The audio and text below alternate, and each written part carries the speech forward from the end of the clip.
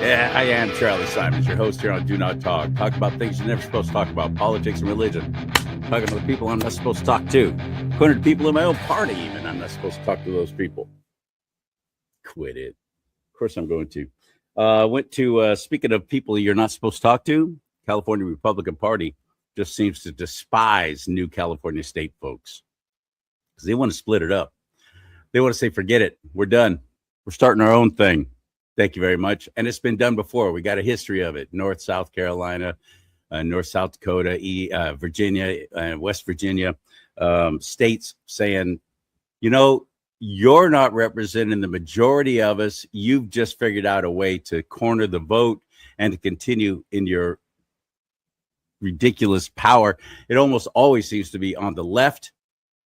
People with common sense saying, that's it. We've had enough. We quit. We're split. We divorced you. We're starting our own thing. That's exactly what the new California state people are doing. I just went to one of their events recently. I got this flag there. I love this. In democracy, restore the republic. Well, you want to see a leftist freak out? Explain to them how we're not a democracy. They really hate that, but yet they continue calling us that, even though that is not what we are. Happy 250th birthday, United States of America, land of the free because of the brave. I feel blessed and honored, and I thank the Lord that I was born in the United States of America, and I hope you feel the same way. This truly is the greatest nation in the history of the world. Never has one little old citizen had more sway and influence over how their life and their nation is going to head just with their one vote. That's why I'm always hammering at election integrity and making sure we have free and fair elections, not the fraudulent wasteland that we have now, especially in California. It's very bad. Arthur Schopper is on the show, and that's what we're going to talk about. What happened in California? The not just the midterms coming up in November, but as I've said 1,000 times on this show, elections are won and lost in California in the primary. And we don't show up for the primaries. We on the right. We suck at it. We're dismal. It's in the teens. We had a better turnout this time. And because of that, we were able to get Steve Hilton in. But Steve Hilton was endorsed by President Trump. He's running for governor of California, right? This big election coming up this November, this year. And even if we got a Republican governor in, so what? We need Michael Gates in there as Attorney General. We need Herb Morgan in as controller. We need Don Wagner, Secretary of State. We need all of these other offices to be held by conservatives, or Governor Hilton won't be able to get anything done.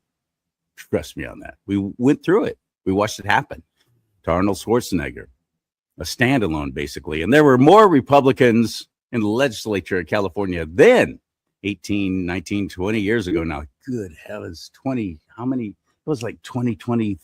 24? I mean, 04, not 24. Good heavens. It's been 20 years since Arnold Schwarzenegger waltzed in his Austrian waltz, bringing his strudel and strudel freedom. And if you want to live, get to the chopper. Get to the chopper! I watched that guy try and get some stuff done. In the beginning, I thought he had some great ideas. Of course, he was stealing them all from Scott Walker, who was then governor of Wisconsin. And every single one of them failed. And that was, I mean, he had special elections and everything. It cost us a lot of money. He was trying to save the state from financial ruin because of all the nice little cushy retirements that the government employee unions had garnered for their members. Not sustainable. And we're seeing it now. We're paying for it. The state's broke. Regardless of what they tell you, they're liars. You should know that by now. I shouldn't have to tell you that. You know that. How do we come back from that? I don't know. We didn't do all that well in the primary, but I'm going to talk to Arthur about that. In the meantime, it's so fun to me watching the Democrats, the leftists, the freaks, that side do completely stupid things to each other like this. past weekend. Spent the day removing paint and repairing damage left behind after San Francisco police clashed with marchers at Friday's Trans March. Workers power washed the former Whole Foods building at Market and 8th Streets, and ABC7 also spotted vandalism on another building nearby at Market and 7th. Now, police officers say that they were trying to arrest suspected vandals when others in the crowd ended up intervening. Authorities say one person was assaulted and 2 officers suffered minor injuries. 5 people were arrested. Oh, those people don't represent our community. I know that there are people in our community that are angry, but I hope that we don't express it that way anymore for the rest of the weekend. I'm guessing that's a dude. Not quite sure, just guessing. San Francisco police released a statement on the incident, writing, quote, "The SFPD will always protect the First Amendment right to peacefully protest. Criminal activity will not be tolerated." Fantastic. Just end it there. That's enough for your press release. Good job. Got it. You can go ahead and protest peacefully. We're all for that. Don't just don't start acting like idiots. Okay. End of press. End of statement, right? We remain unwavering in our support of the LGBTQ plus community and are committed to protecting and serving every community in San Francisco. Okay, got it. So you're going to protect the homos too, as well as everybody else. I don't know if you had to say that, but I get it. You're sucking up to them. That's what that is right there. State Senator Scott Wiener says public harassment prevented him from fully participating in Friday's Trans March. This is the best part right here. We have a huge fight on our hands, our community, and particularly trans people, and we need to be unified in fighting that fight. So it was. Anyone else find it odd that he's talking about such a serious matter, but he's doing it with a little grin? They always have their little smile going on, don't they? Tragic that this happened, but ultimately I decided it did not make sense for me to stay. Wiener, a longtime advocate for LGBTQ plus rights, says a group of demonstrators confronted him at Dolores Park over his views on the war in Gaza. He says he felt unsafe when they swarmed him and started harassing him both verbally and physically. The incident comes just days after the senator says he was aggressively confronted by a man at a Mission District bar. Wiener tells ABC7 he has no problem engaging with constituents who disagree with him, but he says the increasing volume of hostile encounters between politicians and citizens are a concerning trend. It degrades the democratic process. It dissuades good people from running for office because they just don't want to deal with it and they don't want to subject their family to it. Oh, good. Don't run for office then. Wiener wanted to note that the majority of his interactions with constituents are positive and civil. He is running against Supervisor Connie Chan in the November race for San Francisco's next member of Congress to replace Speaker Emerita Nancy Pelosi. I'd love to show you what happened when they swarmed their wiener. They swarmed their own wiener. The wiener that they've always loved, the wiener that they keep propping up. You'll pardon the expression. The wiener that they keep voting for. That's our wiener. There's our wiener. There goes our wiener. Look at our wiener. We love our wiener. No, they turned on him this past weekend. They accosted their wiener. They swarmed their wiener. They physically attacked their wiener. I mean, like bumping, pushing, shoving. They cussed at their wiener. A lot. I saw the video. So then I tried to find it so I could show it to you. Guess what I couldn't find on YouTube? Or really anywhere else. Suddenly that video's MIA of the trans homos attacking their own wiener. Sorry I can't show it to you, but trust me, it was awesome.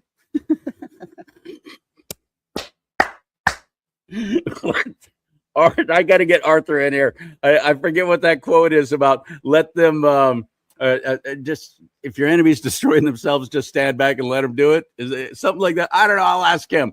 Ready? Hit it.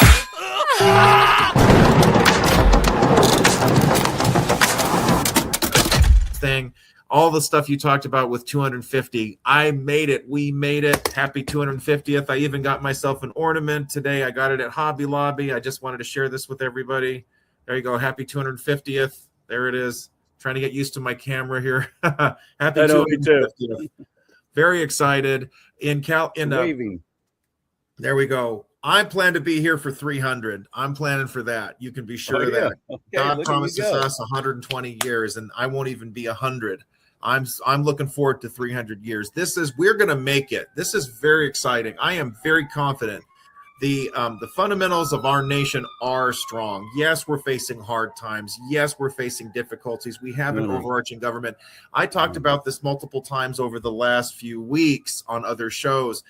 President Trump has taken an axe to the LBJ Great Society scam more than any president, even more than Reagan has. That is huge. We must not ignore that. Yes, the spending hasn't stopped, but that's a structural problem that voters need to wake up about, and they're going to. I guarantee it. When we got the Gen Xers hitting 65 plus, and they see that the feds can't pay the Social Security payments, you're going to see all hell properly break loose. I see things changing. If Argentina can change, if Colombia can change, if you see, I know you're going to see Ukraine change. I know it can happen here. We're going to have a long republic. I'm very confident of that. Nationally, yes. Nationally, yes. California-wise, no. You're far more confident in our fellow Californians than I am. It's going to be an intervention is going to be needed. I mean, what I'm saying, California is broke. And it's going to be broker when they push that billion. If that billionaire's tax passes, you watch, everybody is going to flee. There will be no money left. It'll be nothing but anarchy and degradation. It'll be a very sad day.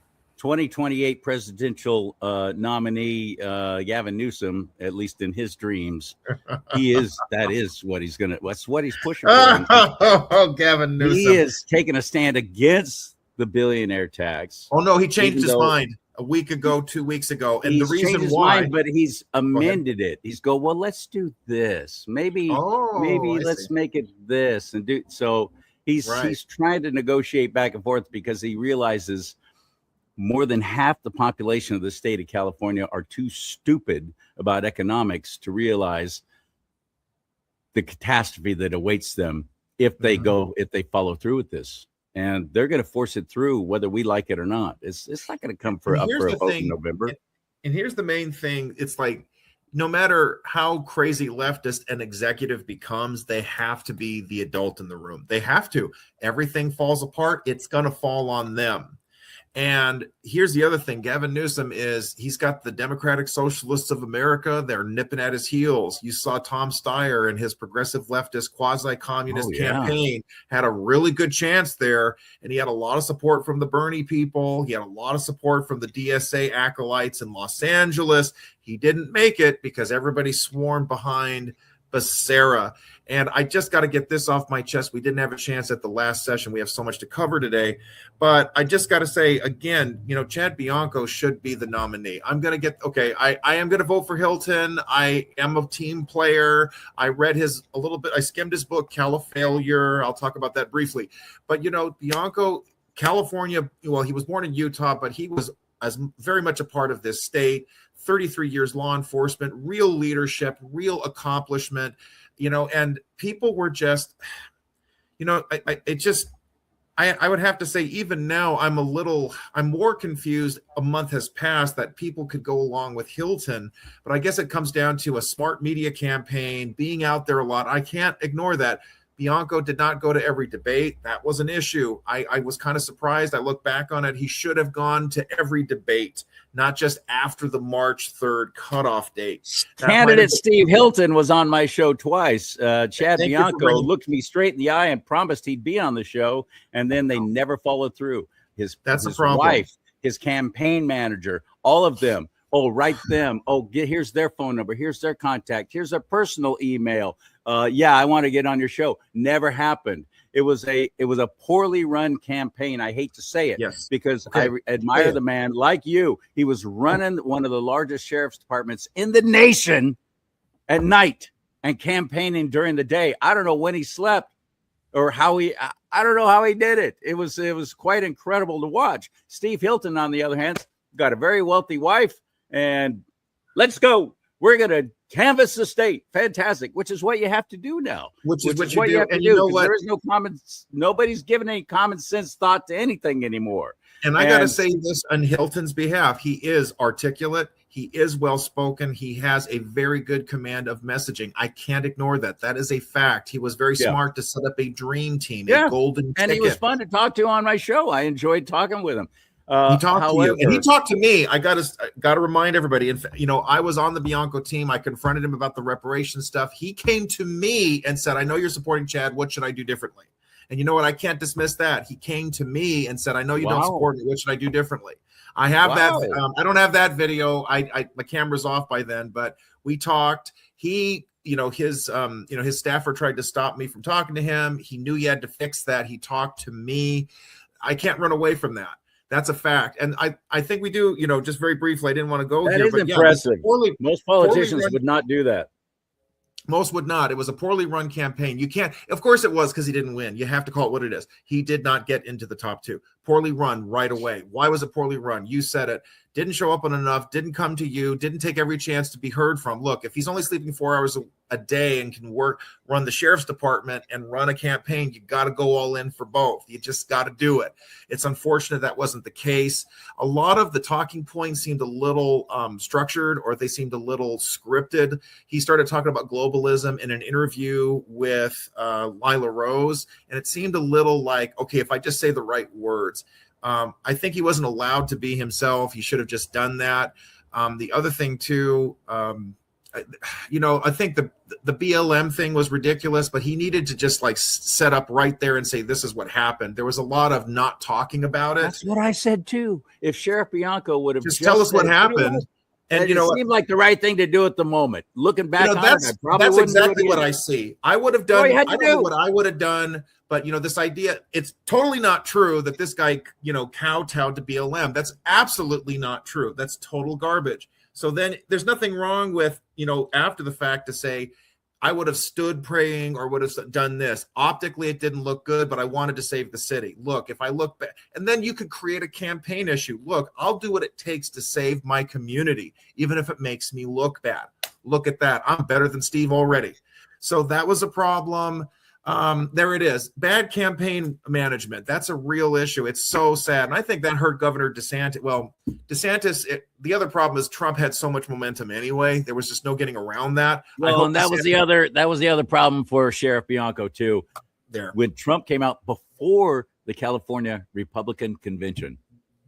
Yes. Down in San Diego, and actually endorsed Steve Hilton before the convention. The convention that he knew was coming up just a week later, where we were going to be going to a vote. Yeah. I'm a delegate. I was there, and we were going to decide who we as a state party were going to endorse in the governor's race. You know what? And Bianco was the clear lead amongst all of us. And then this whole thing happened with the endorsement, and all of a sudden everything just went boop. Yeah, because we were all like, well, son of a bitch, what do we do now? Our president, who we love and support, and are so great, and we worked so hard to get him there and to get the state of California to turn out the vote for him. We worked so hard, and now he's turned around and endorsed the guy that we're not wanting to endorse. Yeah, what do we do? There's so much I want to explore with that. I really appreciate we're taking a little more time on this. That I think was another part of the campaign failure. This has been a big issue. If you're talking to more of the establishment or accommodationist consultant houses, and I guess Bianco hired them, they want to just stay away from Trump. Don't talk about Trump one way or another. That just doesn't work. Hilton, he found that right balance and took advantage of it. I don't know how you have to figure out how you allow Trump to be part of the team, but that you don't allow him to drag down the ticket too. That's an extremely difficult argument to make. I think it can be done. It takes time, it takes energy, and it takes a smart consultant or campaign team. We don't have one in California, clearly, because we see Republicans continue to lose ground. But this is the larger heartbreak, I have to say, about Trump stepping in, endorsing Hilton after, majority of central committees, but the legislators, the state senators, the grassroots, the California Republican Assembly, we endorse Bianco. And then Trump just pushes it all aside and says, I'm going with Hilton. It's kind of deflating for the grassroots community here in California. So we just sit out, not do anything. Okay, Trump makes the decisions. I'm not going to do anything. That's not good. There needed to be a better connection. But this brings a larger issue beyond even that, which is California has been a no man's land since George W. Bush lost in 2004. And you know what? If I was an RNC operative, I would be doing the same thing. I said, California, we're not going to waste our time. You figure you out. We're going to try to win federally where we can win. And that's the problem we're going to face. So I can't stress this enough. It is frustrating. Trump is the boss. I wrote about that. And sometimes the boss is going to make a decision I don't like. He chose Hilton. Oh, well, I just got to go with it. Tough. And it sucks. And that's what they did. Yeah. And even then, there weren't enough to get at least a minimum of 60% of the vote at that one day, one time, one vote. We had one shot, and we couldn't get Bianco 60% support. So we did not endorse either candidate. And that was an embarrassment. That made us look even worse because the media just went and had a field day with that. Even the Republican Party doesn't like their own Republican candidates in California.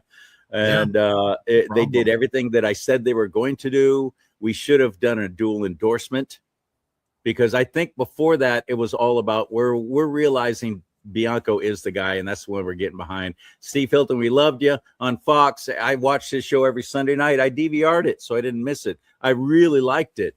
But then I see some earlier shows and some other stuff with Gavin Newsom's wife and so on. Turns out they're all buddy. And I'm like, wait, what? I didn't see that show. That was before I started watching it. Dang it. That sucks. Dang it. Why did he do that? Who is this guy really? That's when I started questioning. But this brings up another issue that I gotta really push through, because I don't want to lose this. Right. We need like an alpha dog in California that will get the establishment, that will get the grassroots, that will get everybody in line and say, this is what we're doing. This is the plan. You don't like everything I'm doing. I don't like everything you're doing, but this is it. But they're an enforcement mechanism, a party boss. Now, Trump is that boss, but if you're going to be the boss, I would have to say he needs to do more in California. I want to see, is he sitting down with real decision makers and politicos? What are some other congressional seats we can win? Where can we make some movement here? Sitting down, getting involved more, not just giving an endorsement to Corinne Rankin, but pulling her aside and saying, I want X, Y, and Z, and then you can get my endorsement. If I don't see A, B, and C by the time your term ends, then I'm going to endorse someone else. That kind of discussion needs to start happening. And I don't think it's happening right now. Trump just makes an endorsement. No, I agree. Let me wrap it up. Let me wrap this up. It can't just be, I'm going to make an endorsement and then I win and then I look good. It has to be follow through. Are there any results? Do I see any accomplishment? And then follow up if it doesn't happen. That's what needs to start happening now. And that's a bridge that needs to be crossed. If we need an Elon Musk, if we need 4 Elon Musk, this is what happened in Colorado. 4 leftists came together, they plotted, they took the state over. We need that kind of top-down leadership right now. I hate to say it, I want to be the grassroots guy. I want the grassroots to win, but somebody's got to be at the top and say, you win, you lose. You're not always going to like it. And most importantly, look, if it's a more liberal leadership, at least you better win. If you're winning elections and flipping seats, then I'll acquiesce a little. But like in LA County, they had liberal leadership that shut down grassroots and they still lost elections. You don't command any respect. If you want to be the boss, you got to be winning elections. And Trump has been doing that. So he's in a position, but he's got to start doing that. California has not. Yeah. California has not been doing that. And the leadership is dismal, but who's to blame for that ultimately? Yeah. And that comes to delegates, voters. Well, we did everything we could to get Morell in. I hope that there's a plan to get someone, maybe Jack Guerrero, get the word out there, the guy who's currently state treasurer, who knows? But there has to be a real plan and not just complaints and going to committee or, grassroots meetings and saying the state party sucks and then we don't do anything. So I haven't heard a real plan yet with real money. And that's the other thing. here's my theory, Arthur. I do believe that President Trump is waiting. I want to believe this. And so see what you think about this theory. He's taken more of a hands off. He's pushing whatever everyone else thinks is shiny. And which is what Californians do. Steve Hilton, oh, he was a TV star. I'm going to vote for him. He's so cute. Oh, look at him. I just love it. Oh, he's got a beard now. That's adorable. I'm going to vote for him. That's how vacuous we are for the most part. Unfortunately, in the majority. That's the Republican Party I'm talking about. I think that President Trump has got some things in place and has got some investigations going. And with Nick Shirley exposing so much, and then watching the Democrats in a emergency session putting together this bill to stop Nick Shirley Act, to push all that through, to shut us all up and to shut us down, even arrest us and fine us for daring to expose fraud. It's insane. And people aren't rising up and screaming about that. I don't get it. So I think that President Trump realizes, yes, we are vitally important, because as California goes, so goes the rest of the nation. This state collapses financially, which I don't know what's propping us up at this point other than federal dollars during the Biden administration. That's the only thing that's kept us from absolutely tanking. Bailouts from the feds. Well, those bailouts have ended now. And there's even more that need to come to a close. We need to be taking care of our own stuff instead of daddy government fed bailing us out all the time for our own stupid decisions. I think that President Trump is leaving us to our own demise. I really do. And that's this election cycle, seeing what they did to Spencer Pratt down in Los Angeles, the fraud, the cheating going on there. Ramen noodles, suddenly Wade destined third, suddenly overtakes Pratt just with a few ballot drops. Yeah. It's completely blatant fraud. There's no better example of Trump allowing California to embrace its own demise than what happened in Los Angeles. Yes. This is something I've been exploring not once but twice in the last few weeks. It is, but he can't let us fail, though, because if we fail, we're going to adversely affect the rest of the country. So you've got a fine line thing, isn't it? So you've got the election that happened where Spencer Pratt was dynamic, bold, articulate. A lot like Steve Hilton. They shared a lot in common. I think that Spencer Pratt had a perfect message. He didn't hate on Trump. He didn't say one thing or another. He talked about real policy positions like, I'm going to work with ICE. We got to get these criminal illegals out of here. We got to get the homeless out of here. Don't waste my time on all this other culture fluff. Don't waste my time on the anti-Trump stuff. We've got to get LA back in order. Let's get back to basics. Let's cut the crap. Bill Maher liked the guy. Okay, and Bill Maher is like a really hardcore liberal. He can say that he's more common sense, but he's still a hardcore liberal. He had him on the show. He gave him a chance. And then we see him go down in flames, figuratively, sad to say it. Voter fraud, voter apathy, and the other problem is the Democratic Socialists of America. They are organized. They are a threat. They are a fifth column. They are a third rail now in LA politics. Democratic Socialists of America, they're just one step away from communist. That's what they've said. The goal is communism. They have moved and they are pushing hard. They have 4 members, 4 on that city council are card-carrying DSA members, including Mr. Hugo Soto Martinez, who defeated an uber liberal incumbent. This was 4 years ago, and he just won his re-election bid by double digits. This is a problem. They have organized like nobody's business. They are out organizing the county Democratic Party. They've got money from some. They've got the money. They've got the organization. They've got the college kids who still live in their mommy's basement.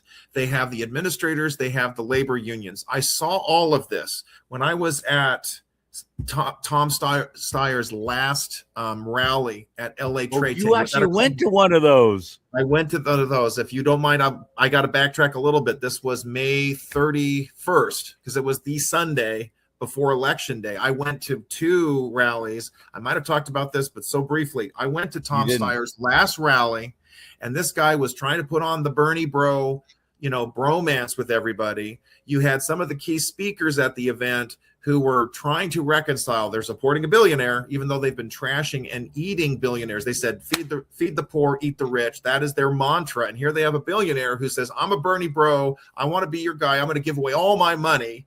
And I'm going to do everything I can to make sure, California gives away all of its money to prop you up. Unions were there. The college kids were there. You had the ethnic lobbies. You had the LGBT all in force. And yet it was so interesting.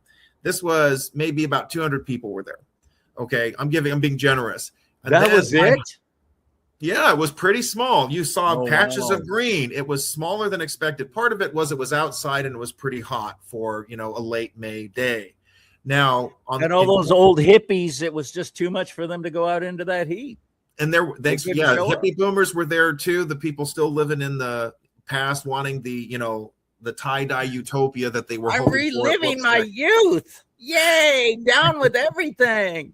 I've seen those hippie boomers. It's a real thing. A literal hippie. I saw in Culver City. It's creepy stuff. From there, I hightailed it down to Long Beach, California. This was politically smart. It was politically astute. I gotta recognize, cleverness when we see it. Javier Becerra, he set up his event. That was his final rally right there in Long Beach, where every union that matters is there. It's close to the ocean. He was inside at the convention center. It was nice and cool. Every seat was taken. You had widespread interests represented there, not just unions, but Planned Murderhood was there, everything. I was able to talk to people. One guy was telling me. Did you say Planned Murderhood? Murderhood. That's what they are. I've never heard that. That's brilliant. I like that. That's what they are. That's what they should be. That's what they need to be exposed to. Every one of them in jail. Now, there's Becerra. He shows up, he's down to, he's got a whole bunch of endorsements. He has legislators. He's got local officials. He had the Speaker of the State Assembly, Robert Rivas, showed up, the Speaker Pro Tem, Josh Lowenthal, who represents Long Beach. Everybody showed up. You see, he gets all this camaraderie. He was smart about it. He knew where to connect. Everybody was there. Becerra talked about, single payer. He talked about, so he knew how to straddle the line, really make nice with some of the Bernie people, but not be too crazy. So all the corporations pour the money in. He literally came out and said, we got to keep Chevron here. We need Chevron. He completely betrayed the progressives in this state. And most of the Democrats are going to let him do it because they knew they needed to get behind somebody. Up until June 2nd, nobody knew what was going to happen. And the floor had dropped out for Swalwell. There you go. I said then Becerra's going to be it. Wow, you called it. That was brilliant. You called it. You saw it. I was hoping for anything at the last minute. That Bianco would win. Maybe the top two. Maybe the polling is wrong, but Becerra, he has embraced the corporate stuff. He's talked about single payer. I know he's not going to do it. He's tied in with the unions. He's also Hispanic, and he can tie into all the ethnic stuff. He is able to wrap it up. And most importantly, he had a record, not just as an elected official, but doling out the money to the interests. You could be the billionaire of billionaires, but you're not the one who used the government to fund everything. At the end of the day, Democrats want their machinery to be well-oiled with government money. They don't want a billionaire who gives his money. They want structural handouts. Becerra wins. That's what happened. We'll see. And I'm not optimistic. The polling, Becerra's 55 and Hilton's 33 already. Nobody's talking about the governor's race anymore. Like you said, it's all about the primary. So big disappointment there. We needed 2 Republicans. Some of the polling suggested it. I'm the first one I could admit it. I thought the polling was wrong. Well, it was right. Okay, I can acknowledge it. I hoped I was wrong. We thought that, hey, there's a chance for Bianco. We should ignore the polls. But where we're at is, and I thought, Trump's endorsement doesn't matter. No, it did matter. I was wrong. It did matter. I thought we could run against it. That's what politicking is all about. You go against the grain. You go against hope. You get behind your guy. If he doesn't make it, he doesn't make it. I play by the rules. I'm a team player. Hilton, I'm going to vote for. Okay, that's the way it is. But, that setback is a problem because Hilton's not going to make it, as far as I can tell, unless something big happens and, Becerra's in dead with a dead girl or a live boy. Sheriff Bianco had an actual chance of becoming governor of California. Steve Hilton, love him or hate him, does not. And when I say that, it angers so many people who are all Hilton fans and in the Hilton corner on the right with me. Yeah. They get upset about it. But I've explained it very carefully. Here's why he will not win against Javier Becerra. First, the Hispanic vote. You're absolutely right. Anybody with the right skin color and the right last name wins in California. Love it or hate it, that's how it is, especially when we have millions of illegals who are voting. Guess what's going to happen? The other reason is we don't, as a state, as a population, I'm talking as a media guy now. I look at demographics, I look at trends and societal trends and so on, because you got to examine what format are you going to go after, what people group are you going to go after, who's not being super served, that you can take some of them and turn them into an audience, which turns into advertising dollars. It's always about the money and the media. Steve Hilton was great on television, but then when you see him in person, he's short. He's very short. Love it or hate it. You can get angry at me for saying this. No, Hilton's different. No, he isn't. California does not vote for short men for governor. Period. We don't. We haven't for decades. Thought about. Okay. We don't vote for short men. And that's why in the debates, when they were up there with Tom Steyer and so on, they kept putting Hilton, sandwiching him in between the taller ones. That was not an accident. That was a media thing. They wanted to accentuate, this guy's short. He's really short. And Californians don't vote for short men for governor. They will other offices, but not governor. I'm looking it up right now. Schwarzenegger was 6'2", Jerry Brown 5'11". I think that they're both taller than Hilton. That's an interesting Newsom's observation. Like at least 6'2". We just don't vote for short men for governor. Yikes.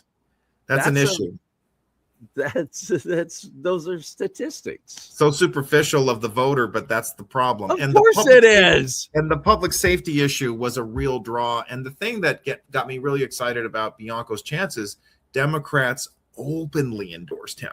The sheriff of San Francisco endorsed Bianco. He could have endorsed Becerra. He could have endorsed Porter or Swalwell, but he endorsed Bianco. And I said, can you imagine you could do ads in San Francisco? You just target the Republicans in San Francisco and say, hey, your own sheriff, we have a Democrat. There's a chance. You can vote. You have a chance. That's gone. That is gone. So that was a huge thing because Arthur's right. They're afraid. They're afraid of their own constituents. They're afraid of their own voters. Look what happened to Scott Wiener when he got accosted this past Saturday in San Francisco at a homo trans pride event and by his own people, accosted because he didn't say the word genocide when describing the Israeli-Gaza conflict. Yes, this is such he didn't use that one word. They freaked out on him. The DSA is just saturating everything in California. DSA, they made a big attempt at the governor's race this year. Let's not fool ourselves. They may not have endorsed Steyer, but they were really close to getting a foothold in the governor's mansion. What you're talking about there with Scott Wiener, those are DSA, anti-Zionist, communist types rallying. The number one intersectionality issue, it's not trans, it's not LGBT anymore. It's all about Gaza. It's all about the so-called Palestinians. It's the cause, anything that is promoting them, because they are at the very top of the intersectionality oppression hierarchy is the Palestinian cause. How I know this, I've listened to Black activists, progressives, leftists. They go to, or they have their friends are Black. They go to Judea Samaria.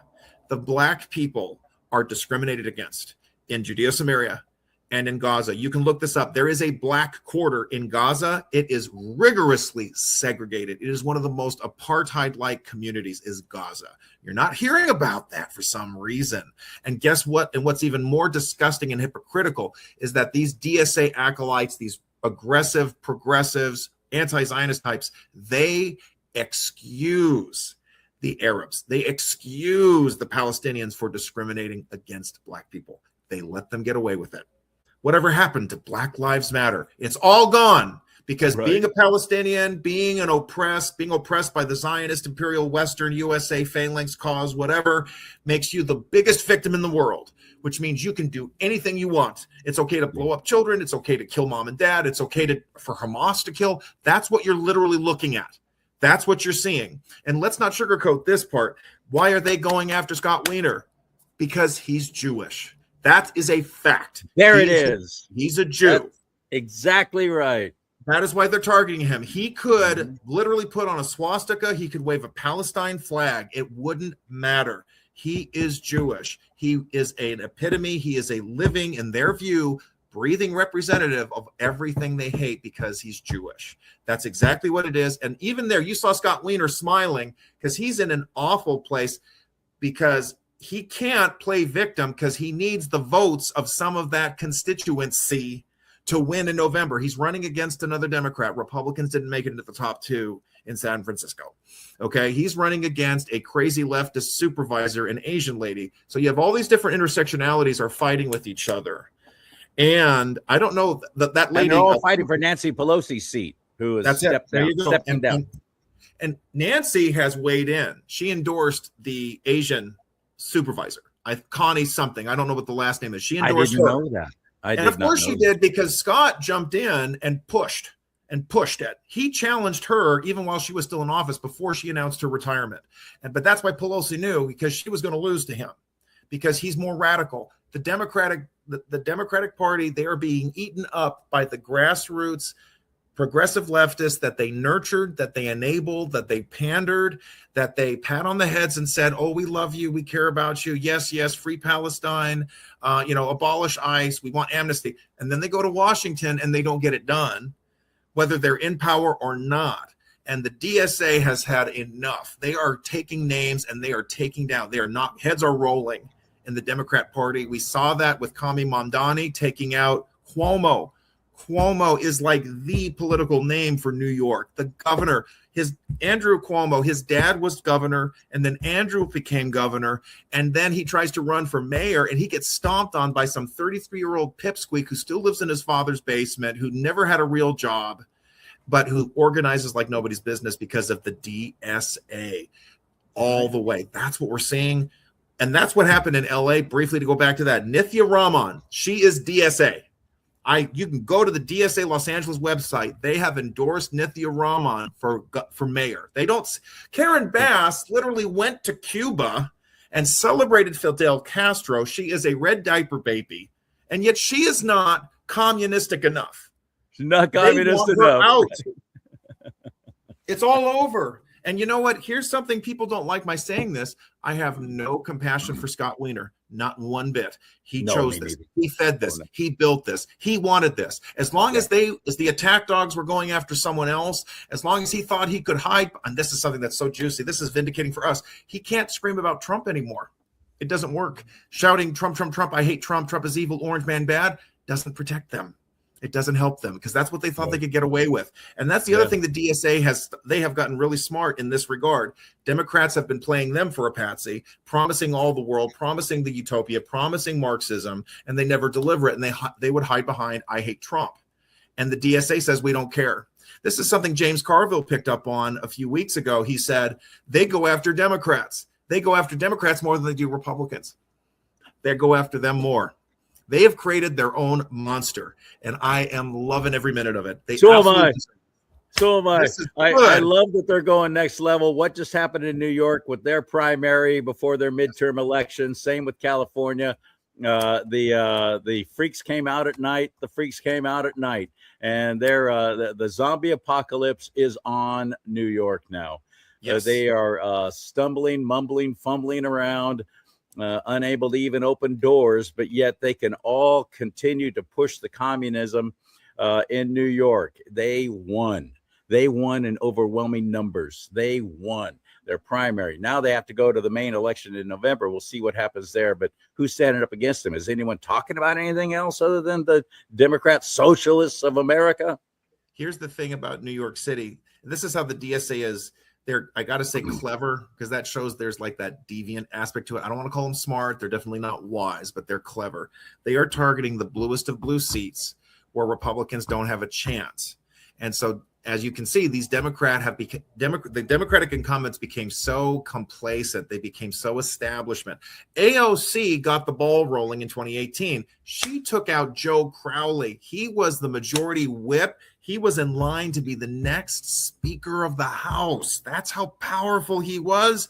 And some bartender from Westchester took him out. Everybody was paying attention, but not the Democratic establishment. Nancy Pelosi didn't seem to understand. A lot of the leadership, this is a one-off. Well, here we are 8 years later. I drilling down, I wrote about this too. This was my latest on American Thinker.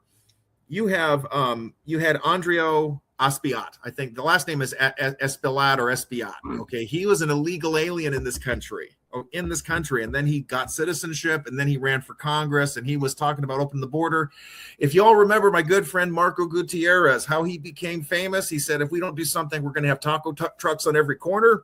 Well, he was debating Espiat. That was the congressman he was debating. That's how Marco Gutierrez got famous. What's up, guys? God bless you, Marco. Hope to see you again soon. Just want to give a shout out to him. Well, this is pretty vindicating because Mr. Espiat, he got shut down by Chevalier, one of the 3 DSAs that was propped up by Mom Donnie. That's what happened right there. Totally taken out. I think it was Chevalier. Maybe I'm getting it wrong. Someone correct me if I'm missing it. But this is what happened. One of the DSA types, and it was a pretty close election. He's gone. He's gone. Nydia Velasquez, born in, first Puerto Rican woman, first Hispanic woman from New York. So she had all the DEI stuff behind her. She ended up quitting. She quit because she knew she was going to get rubbed out. They saw the handwriting on the wall. And what's so devious about this too, Mom Donnie was able to get all the establishment. They all kind of paid lip service. They kissed the ring when he became mayor, thinking that that was going to save them. Espiat was one of them. He kissed the ring. He was at one of his rallies endorsing him after the primary, the New York primary for mayor last year. And then Mom Donnie, how does he return the favor? He takes him out. And you know what? I'm loving every minute of it. They absolutely deserve this. And it's wonderful to see the Democrat Party eating itself up. Bill Maher has now sounded the alarm and saying Democrats are throwing away this election because all the crazy socialists are getting elected. And this is scaring everybody. We have to be about we have to keep our wits about us. We have to be vigilant because we don't want them to get a critical mass. We don't want the Democrats to win the House. Obviously, but this is really hurting their cause, and we've got to take advantage of this.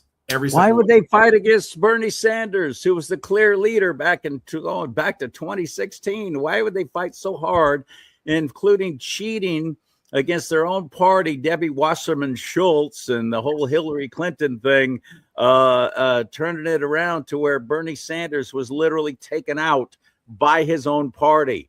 Yep. Because they realize that if the socialists really get a foothold like they are now, it's going to destroy the Democrat Party ultimately for good. Yes, it's going to completely ruin them. They are trying to disassociate themselves from these socialist freaks. Well, at the same time, they themselves are, if you're honest, socialist freaks. Yes. This is ultimately what they want. But they also recognize that the majority of us are finally going to wake up and go, who are these people really? Oh, we see them for who they really are. Now they're being more honest than ever. Trust me, this is what the Democrat Party's been pushing us towards throughout their entire history. And now they're getting it, and they're scared to death because they realize the majority of Americans, the silent majority, those of us that have sat back and not really got involved, are now seeing the threat against our democratic, our Republican, they're now seeing the threat against our constitutional republic, which is what we truly are. See. And we're waking up and we're going, wait, what? And they can't hide it anymore. And the media can't shovel over it and try and act like it's not so bad. We're seeing how bad it is in New York now. We're seeing how bad it is here in California. And the rest of the nation's going, we're out. Nope. Even the Democrats. Nope. We're out. We're not going to, we can't do this. This is insane. You're going to see more of them start to switch parties and become. We're going to lose everything. Or become independent. I'm so glad you brought up the Bernie Sanders element. That hostility has never abated. the progressive wing of the Democratic Party, they never forgave the establishment for stealing the election and giving it to crooked Hillary. I know a Green Party guy here. He was a Democrat. He was a Bernie-crat. I interviewed him in 2016. He had Bernie pins all over his shirt. They had a caucus that he met with his fellow grassroots here in Torrance, California, if you can believe that. And he said, I will never vote for Hillary. I hate her. I hate her so much. And I even convinced him to vote for the Republican for state assembly. He didn't vote for Trump, but he voted for the Republican. And the reason why is that the Democrat assembly candidate lied about the Republican. He was an incumbent at the time, the same way that Hillary had lied about Bernie, the same way that Hillary had lied about Trump. He was so angry at the dishonesty. He says, I'm going to vote for the Republican. That's what he did. That outrage has been building for the last 8 years, and they have finally unleashed their fury, and they're taking over the Democrat Party. You've cheated us. You've broken the rules. Michael Moore in 2016, he told everybody, Trump is going to win. You are going to lose the working class vote because you're not listening to them. You guys are caring about all these champagne socialist issues, and you are ignoring the working class. And he was right. They should have listened to Michael Moore. Trump put together a perfect playbook. And there was one issue. I was revisiting some old videos between Bill Maher and Michael Moore on this. And Moore talked about how Obama would go to Flint and then pretend to drink the water, and then he spit it out. You could see him. He barely touched it. Trump went to Flint and he fixed the water problem. That he did something about it. That is a fundamental difference right there. And Michael Moore picked up on it. Says Hillary doesn't care about anybody. She hates normal people. There was some leaked discussion points from her campaign staff that she had to pretend to be nice and pretend to be likable and pretend to be warm and affectionate. She was a horrible person. And it's been downhill since then. Joe Biden, they had to keep him in the basement. He had to be stupid, because he was already losing his faculties. It was the only way he was minimally tolerable. And then, of course, Kamala Harris is like the brown version of Hillary, completely inarticulate, completely devoid of ideas, and no warmth, no fellow feeling about her. And I know this. I know Democrats. I know Maxine Waters doesn't like. I've talked to there was a friend of a friend who told me Maxine Waters was trying to save an old folks home in Gardena, California, because that's part of her district. She was desperately trying to help her constituents. She really was. I mean, I hate Maxine Waters, but she does bring in the goods. And Kamala Harris was on the call, and she wouldn't do a thing. She just blew off Maxine Waters and did not care. And that's when Kamala Harris was the Attorney General. She wouldn't do a thing. She wouldn't lift a finger to help the Japanese Americans at Kiro nursing home so that they could save that home. But Maxine, and so I'm just telling you, even Democrats hated Kamala. Doesn't care about anybody, doesn't serve anybody. This is a big problem. And so DSA is unleashing their wrath. They're taking revenge on the Democratic establishment, and it's working in our favor. I really think it will. We just have to keep our wits about us. We have to be careful even on our side. We've got some crazy wokesters, not just the anti-Israel types, but we've got people. I know you had the guy and he was a pretty good guy on your show, but David Serpa, that guy was talking about nationalizing industries. He was talking about collectivizing stuff. He was talking about it's cheaper for people to live on welfare. He was talking a lot of communistic talking points. It's a fact. I gave you the video. I've never heard that. You've said that before. I've never heard him say those things. I'll give you the video. You got to see the video. If I could show you this is very serious. He would definitely never say anything like that on my show. He wouldn't. And that's part of the problem. I would have challenged it. I would have said, wait, what? Yes, you would have. Whoa, what? It's very deceptive. I snuck up on him in January and I confronted this guy, and he's like, he wanted to nationalize the oil industry. He literally said that. Yes. And then I confronted him and he's like, well, of course I want to nationalize it because I'm a nationalist. That doesn't make it okay. I mean, give me a break. So here's the good news. Now, this is why it's good news for us and why I brought this up. We have purged these creepies. We've kicked them out. You can see a bunch of these so-called America First types, like in Ohio, some guy named Casey Pooch. He was the America First, really communist, hates Israel, all the other crap. He went down in defeat. Vivek, 84%. He won every county in the primary. And this is a guy I was kind of worried about because, he doesn't exactly fit the Ohio profile, if you know what I mean. I'm sorry, he just isn't. He's not a Christian, and he's of Indian descent. But he is on his way. He's going to win. It's looking really good. And he's better than Mike DeWine for sure. He wants to get rid of the Haitians. He wants to get rid of all the illegals. So I'm giving him a pass. That's fine. We have done a really good job of excising these communistic elements, and they are coming into the Republican Party under the banner of anti-Zionism, of America. Israel's the problem. This is something I've been exploring now the last couple of days. You look at the DSA, how hateful they are towards Israel, how hateful they are towards Zionism. Look at, again, going back to Scott Wiener, that is the umbrella. That is the cover for bringing communism in. You can go all the way back to Mao Zedong. As soon as he took over in 1949 in China, he was declaring war on Israel as well as Taiwan.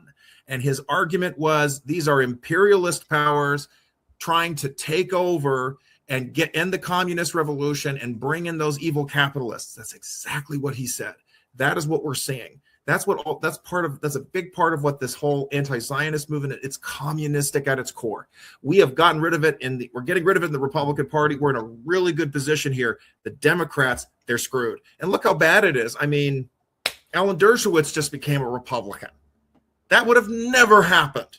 He is like, he's been a libtard Democrat crazy for decades. He went after Meyer Kahan in a debate because he was so opposed to nationalism. He's very much a leftist. He became a Republican. Bill Maher, back to him again. He just said, I'm open to voting for a Republican. 10 years ago, I'm a Democrat. I hate Trump. We need Democrats to win. God bless Michael Moore. He's planning on voting for a Republican in 2028. Democrats know they're in trouble. This is huge. This is damaging for them. And we as Republicans, maybe we need to kind of take a page out of the playbook. We need to target these super red seats and get rid of these lazy, feckless establishment types who talk a good game but don't accomplish anything. Amen. We can do this. We can do this. Trump has led the way. We can get this done. And I think that this is going to be a real tell. This is going to be a real turning point, this 2026 midterm election. We've got to ultimately get our president a super majority, or at least a strong majority in the House and the Senate. We have to. If we do not accomplish that, we are done. We're done. Yep. You think it was bad what they did to President Trump his first time as president number 45? You think it was bad then? Imagine what they will do if they're able to take away our majority in the House and Senate, which we barely have a majority in there. It needs to be stronger. And the rhinos in there need to frickin' go. And that's happening. That's happening. So I'm going to stay optimistic that nationally we're going to be able to give President Trump what he needs to get the job finished, to get it done, to really get us back on a far better track and away from the destruction that they obviously were hell-bent on bringing down on the greatest nation in the history of the world. No better way to bring in your one world government, your new world order, your Star Trek utopia than taking out California, which will take out the United States of America financially, cause collapse, cause chaos. And then you come in and you're going to save the day. The government will save the day. We're going to take care of everything. Just trust us. By the way, we have a mark for you to put on your hand or your forehead if you want to keep buying things. That's where this is all headed. President Trump this is why they've tried to kill him. They've tried to malign him. They've tried to ruin him. They've tried to discourage him. They've done everything they can. They've done everything, including attempted murder, to stop him from actually stopping their one world government plan. That might sound like a conspiracy. If that still sounds like a conspiracy theory to you, then you are absolutely not really paying attention. You're totally out of touch. Communism, from Karl Marx's manifesto, makes it clear he wants a one world government. It's right there, black and white, clear as crystal. They're not hiding it. They've never hid it. No borders, no wall, sanctuary for all. It's all one world, communistic, satanic government. Karl Marx was a Satanist. He literally wrote a poem praising Satan. This is no joke. Yeah. Saul Alinsky, communist leading activist organizer, dedicated rules for radicals to Lucifer, the first rebel radical. I mean, they're not hiding it, folks. This is a demonic agenda, and they've been attacking faith, family, and freedom from the outset. And this is why these commies need to be stopped. I applaud the RNC. They just released a commercial. They took communist warning, commercials warning about communism from the 50s, and they're now replaying it and connecting it and showing how, look, someone's a communist if they associate with them, if they praise the communist countries, if they advocate their positions. And you're seeing that from Chevalier. You see that from Yvette Clark, I think her name was Clark, the last name who beat one of the other incumbents or took the place of one in New York City. You see that with Mamdani, literally saying we want the warmth of collectivism over rugged individualism. It's almost comical. It's like just the brazen defiance of these people advocating for this stuff so openly. Nithya Raman is in that position in Los Angeles, and I have a very dour prediction. I think she's going to be the next mayor. Karen Bass is going to lose because there's so much anger. She botched, completely ignored the needs of her constituents with the Palisades, the homeless problem. Everything is collapsing. And all the anti-Trump virtue signaling isn't going to cut it anymore. But they don't have a real choice because they kicked out Spencer Pratt by fraud and folly. I think Nithya Raman is going to be the next mayor, and that's going to be pretty scary. I love LA, and to see LA descend into communist chaos is just a tragedy. But you know what? You just, like you said, Trump's idea. All right, you guys destroy yourselves, and then when the wreckage is cleared, we will start over again. Right out of that page from Ayn Rand's book. I think it's either Atlas Shrugged or Fountainhead. I don't know which. But at the very end, the takers destroy each other, and then the makers say, we'll start over. That's what'll probably have to happen. It's really sad. I mean, I really do love LA. I'm a Torrance guy. I was born in Torrance, but LA is a beautiful city. It's a great place. And for them to have done what they've done is just horrible. But they did it to themselves. I wrote this, 2 weeks ago. LA does not love LA. That's horrible. And you have Harvey Levin, Mr. TMZ, who trashed Spencer Pratt every chance he got, yet he could not back away from the fact that he is a second generation Angelino. And he has seen the city just collapse. And he doesn't get it. You're voting for the wrong people, buddy. You've got to vote for better people. You got to vote for Republicans, or you got to vote for an independent who doesn't hate Trump. And if you won't do that, then you're cutting your own throat. And it's just so sad. But if this is what it takes to get California back on track, so be it. Unfortunately, we middle class and lower middle class folks are going to be plowed under financially and just in every way. We're going to pay, as far as I'm concerned, the steepest and most severe price for what is coming in California. And for those who have already gotten out, good on you. I probably should have when I had the chance, but family obligations and an elderly mom and my brother dying in 2017, I don't have a choice. There's no one else here to help my 89-year-old mom, which I go to her place at least every couple of weeks, sometimes each week, to take care of yard work and bills and all this kind of stuff. There's nobody else here to help her. So I am here, and I'm having to watch all this happen. I'm having to watch my own fellow Californians make the stupidest, most ridiculous choices they could possibly make, realizing this is going to hurt all of us in the middle class and the lower middle class. I'm a fixed income guy now. I'm that guy that I always said I would never be. That's what I get for saying never. Now I am that guy relying on my Social Security and what savings I have. And I'm losing. Financially, I'm losing. I'm in trouble. I'm hurting. But the Lord sustains me, and he promises he will take care of us. And I'm still eating, and I still have a great place to live, albeit if it weren't for my situation where I'm living and having such an understanding, fantastic landlady. She doesn't watch my show, so don't think I'm sucking up to her. She's just blessed me tremendously ever since my divorce in 2017. I've been living here on this ranch, and it's just been such a blessing because she's only raised the rent one time, and it was only by $50 a month. So that's 8 years now, only getting the rent raised one time. Otherwise, I couldn't continue living here. Man, you're lucky. We're blessed. That's how bad it is for us in the middle class and the lower middle class in California. the those poverty level are always going to be taken care of because they got all the freebies set up, because those who have will keep the have-nots to serve them. That's the plan. But we middle-class folks who have fought hard and have watched the government come in and steal, kill, and destroy, doing their father's work just as quickly as possible, for his time is short, have ruined us financially, have ruined us, and they've driven us out. They don't want the middle class here. They don't want us here, because we're the ones who come to the realization of, the last thing I want is more government involvement in my life. Get out. I'm voting Republican. I'm not going to vote for any more Democrats. Well, we're in the minority. And in our government, we're in the super minority. It is dominated by the left. There is no choice, as far as I see in California, but to get out completely, to move away. And that's why I'm talking to the New California State folks, newcaliforniastate.com. End democracy, restore the republic, because that's the only light I see at the end of the tunnel for my much beloved California.